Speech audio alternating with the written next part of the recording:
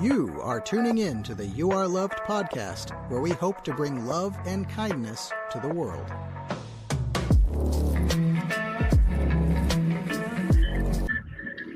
Welcome to another You Are Loved podcast, where we have the amazing Stephen Light.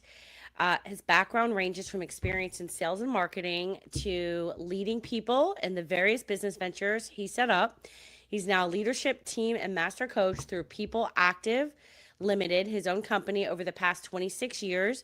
Stephen invests continuously in himself, living his value of self-growth to grow his own personal leadership brand. He's now a strong facilitator of culture change and leadership development within teams and individuals.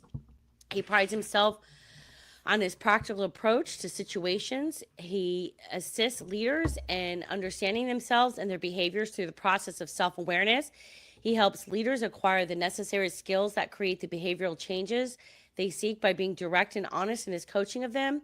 He blends the approach of self-discovery with skills acquisition that places leaders, family on the path to self-reliance and positive delivery in all their relationships. He believes that relationships are built or broken one conversation at a time. Every time you have a conversation, you either add value or take value away from a relationship.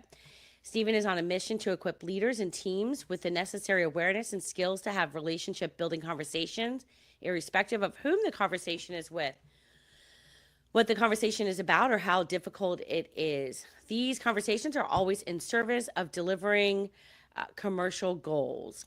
He's a very courageous communicator with a depth of knowledge in various communication and conflict resolution models. He works across multicultural groups, employing a systematic team relationship focused to solutions, and enjoys facilitating the creativity that stems from such diversity. He has strength in coaching and skilling leaders and teams. Coaching and skilling leaders and teams. Prides himself on seeing potential become results. He uses cutting edge knowledge from the field of neuroscience to create awareness for leaders and how their brains work and how effective change can be achieved. Stephen has an amazing ability to connect with people, build trust and safety, and from a place of curiosity, and assist them with their growth. His approach with leaders is to separate the person from their behavior. He recognizes people's potential to change learned behaviors that at the times is disruptive and unproductive. He does this in one-to-one sessions and within functional teams. Welcome to the podcast, Stephen. Thanks so much for coming on today. Appreciate it. Thank you, Jacqueline. Wow. Just listening to all that, it's a huge mouthful. Thank you for sharing it. Of course. Now, you often say relationships are built on or broken one conversation at a time, which I completely agree with. Can you just share a conversation that completely changed the course of someone's leadership or even their life, and what made that conversation so powerful? Yeah, it's such a great statement, because we talk about an emotional bank account, and realizing that when we are engaging with individuals, we are either adding value to our relationship or we're taking value away, irrespective of like the challenge or the content of the conversation. And I was coaching a very senior leader recently, and they felt that under pressure, they were trying to communicate a clear example of something they wanted to get resolved. What they weren't acknowledging is the how. Their what was solid. It was a really clear, concise what that needed to be sorted out. But under pressure, what I've noticed is that people lose their how, that engagement piece, that relationship piece. And what they do is they prioritize the problem before the person. And so that having that conversation with the leader and just creating awareness for them, shifting their perspective from like a third entity, getting them to understand, like, how do you think that person received that? And just getting them to recognize and be aware of their how and the impact versus the intent. So you have intent and impact. The intent to solve it, but the impact of the how, had them absolutely acknowledge, sure, that's not what I wanted to achieve. And now I understand the resistance I was getting. That is a life-changing piece of awareness that a leader can take into any conversation. Okay, awesome. Was there any, and then that was like a real life example as well, or like something that actually happened? That happened with a leader who was dealing with, it's a current one, dealing with a very challenging situation that they're facing. And it comes down to the how. And that has been now used in various relationships, being very aware, very conscious of how I come across, how I'm communicating, how am I adding value to or taking value away from a relationship. Okay. All right. I love that. Now, you've coached CEOs, executives, and leaders from around the world. Like, what do you think is probably the biggest blind spot you consistently see in highly successful people that keep them from becoming truly influential leaders?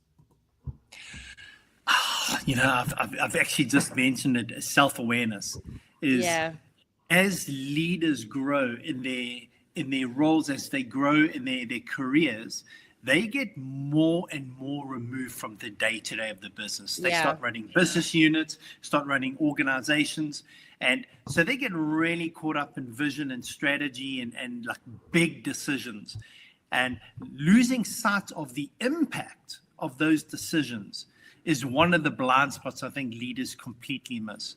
And the awareness of a leader to recognize that and to surround themselves with people who will challenge them, challenge their thinking, challenge the decisions they're making, and be courageous to point out the impact that they are having in the organization. That I think will help a leader with their blind spots. And I have seen leaders like the really successful ones, the ones who walk the shop floor, and that's just a metaphor, walk the shop floor, who understand their people, have conversations with people, get their finger on the pulse of the culture, what's going on, what impact are decisions having lower down. Those are leaders who can have more informed decisions, and they can negate some of the impacts of their blind spots. Okay, I love that. I know I was talking with a potential partner yesterday, and he was sharing some stuff in regards to like marketing. And he said one of the things that they saw when the marketing came in to help companies when they failed, it was because they didn't take the advice of the marketing.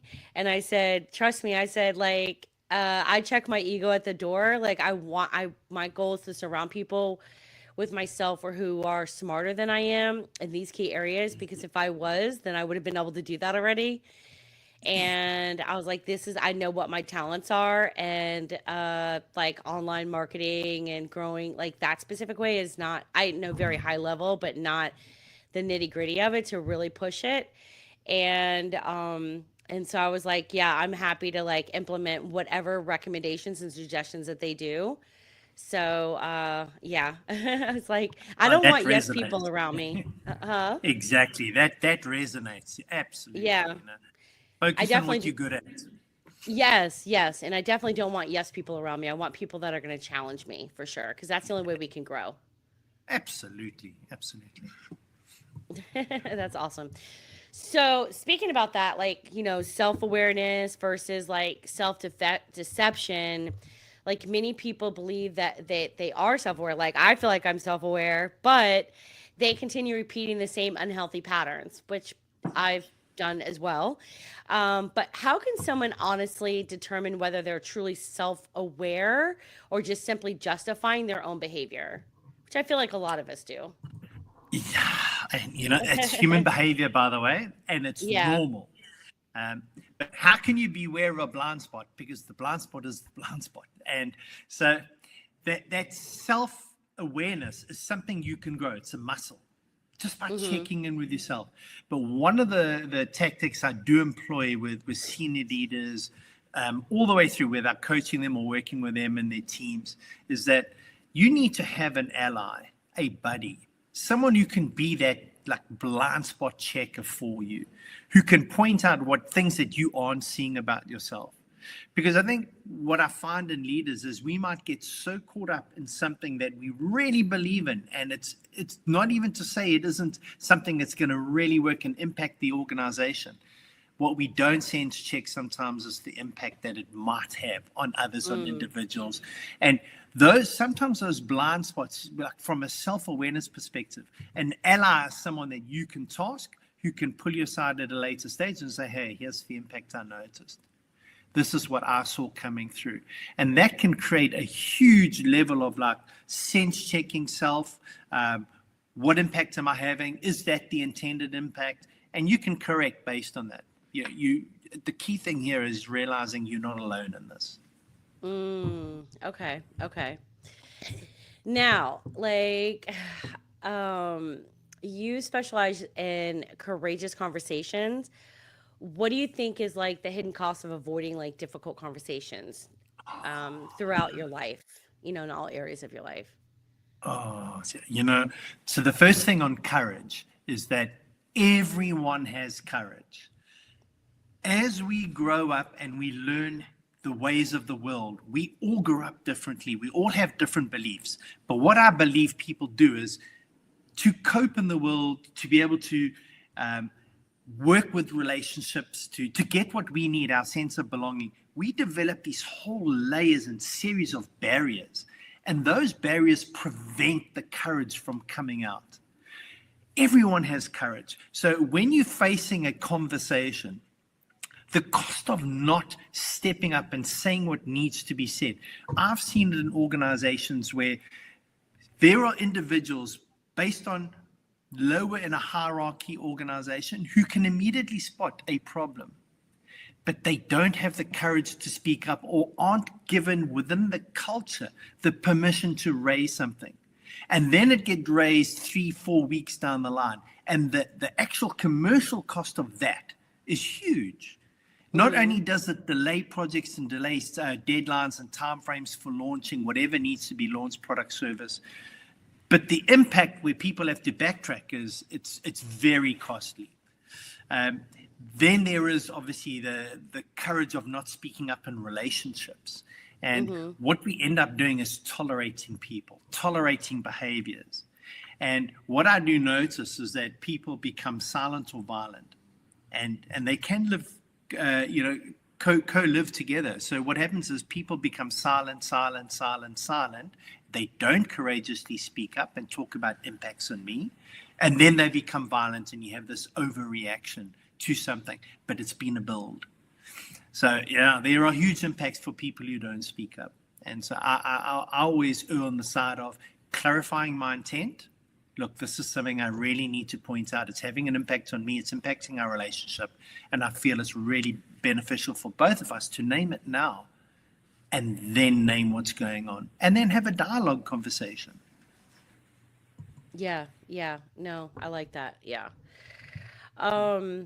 So one of the things I was curious about is the fact that like you've studied neuroscience extensively. What do you think actually happens in the brain when someone like finally breaks a habit or way of thinking they've like carried for decades? Your brain is wired to scan the environment constantly for threats and rewards. And the way the brain works to make life easier is it develops these patterns, these behaviors, these habits. Habits are just patterns of behavior we repeat again and again and again. Driving. You drive to work a certain way. You don't have to think about it. You don't have to think about changing gears. These are habits. Now, some really work for us, some don't. Okay. And when you recognize a destructive habit, in other words, let's say a habit of speaking poorly to people. It's destructive. It damages relationships. To be able to recognize that and have the self-awareness through feedback or by just noticing your impact and then being able to shift that, it starts creating so much more engagement, belonging, reward versus threat.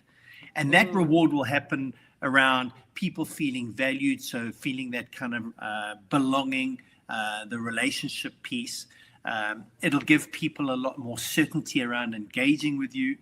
And so from a neuroscience perspective, the way the brain interprets that is it'll start producing a lot more dopamine, serotonin, oxytocin.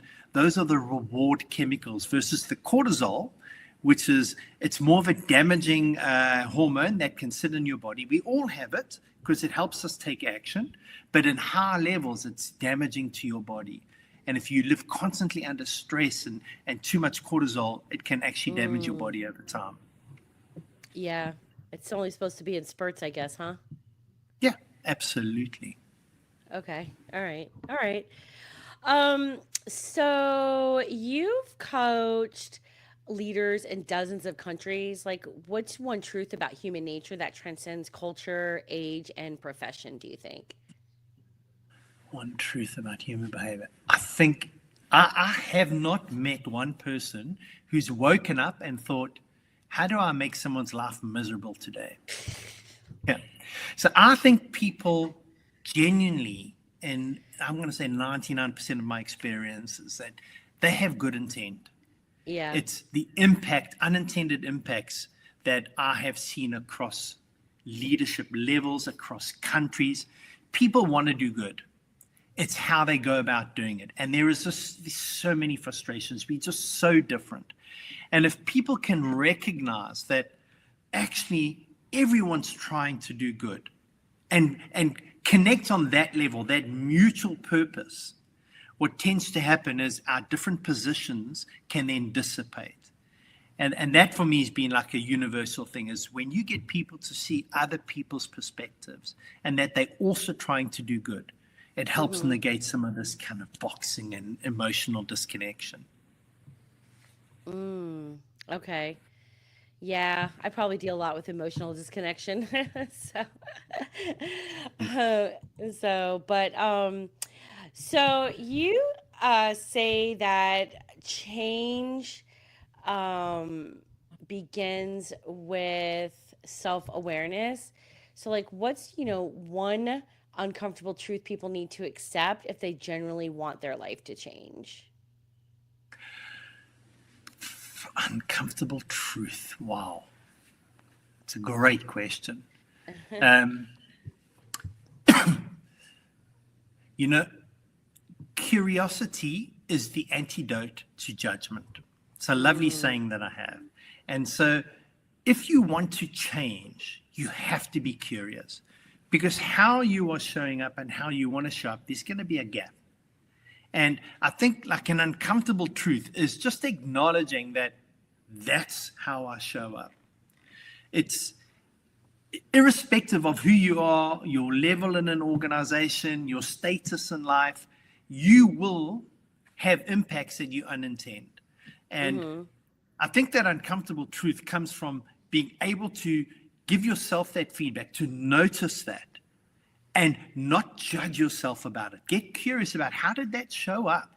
Where did it come from? How did I learn that behavior? Because people and behavior are different.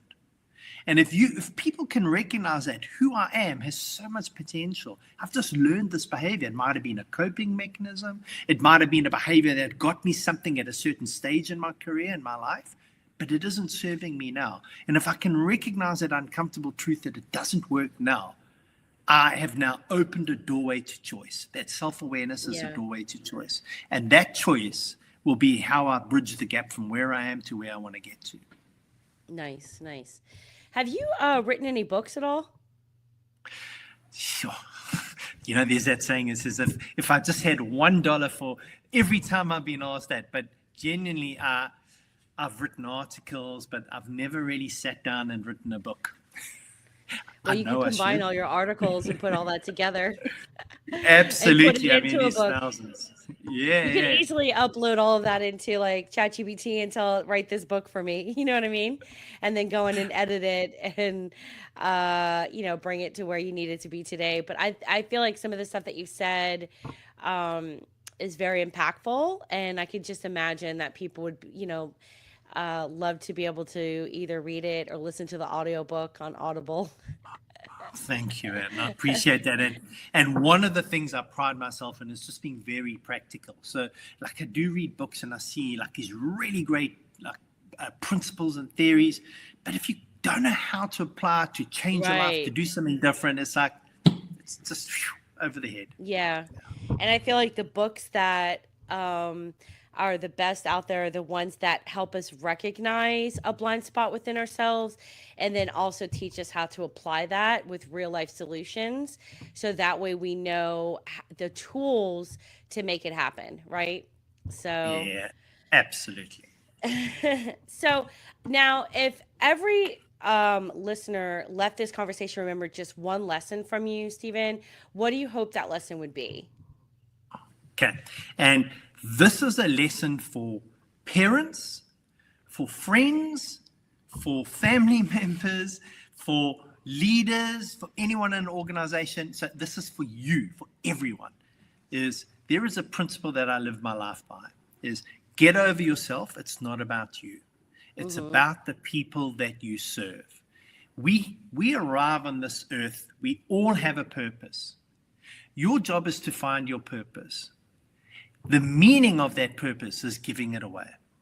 And so when I say live your purpose, we are here just to serve, to make the world better, to serve each other in whatever skill or vocation that we are really good at. And when you realize that I just need to get out of my own way, get over myself, it's not about me. You know, whenever you're dealing with a child that's in your way, in your interpretation, being naughty, or a friend that's let you down, or a family member that's irritating you, or a work colleague that is doing something that is just like doesn't fit what you're looking for. If you don't take it personally, that will allow you to manage yourself and get curious. You will have better conversations. You will find better solutions. You'll have better patience and much more emotional control. Get over yourself. It's not about you. I love that.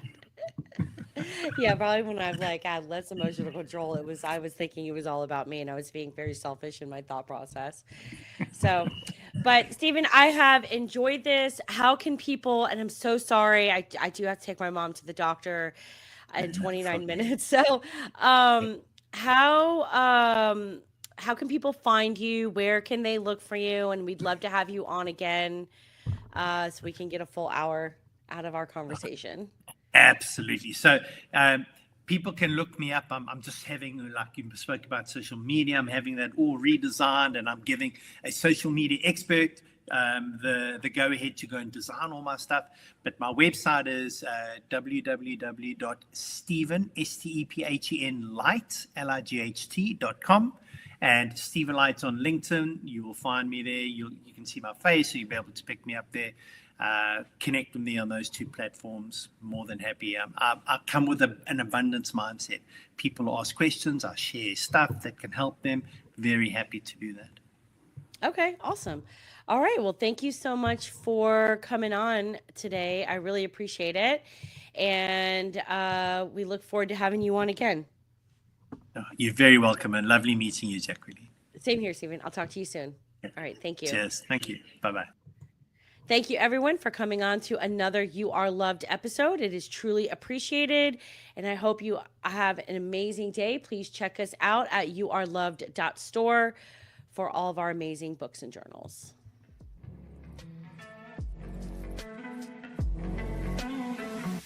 Thank you for tuning in to another episode of You Are Loved. If you have any topic ideas or would like to be a guest on the show, please hit us up on Instagram at youareloved.store.